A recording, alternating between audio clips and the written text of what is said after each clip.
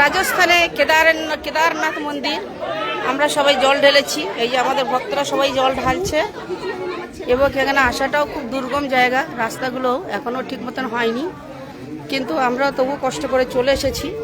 আমাদের কোনো কষ্ট হয়নি, আমরা তো বাসে এসেছি কেদারেশ্বরকে জল দেওয়ার জন্য।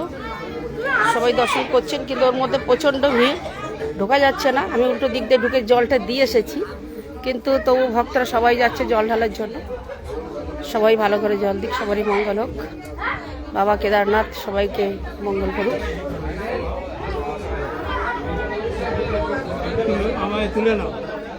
এই তো লাইভ হচ্ছে তো।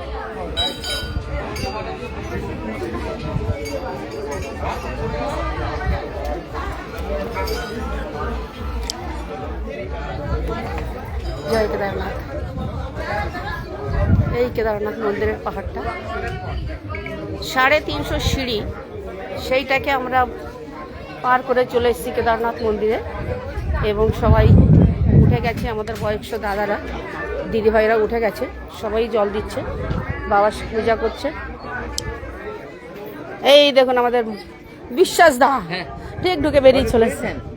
এই তো লাইভ এই তো এসে গেছে, তো লাইভ হচ্ছে।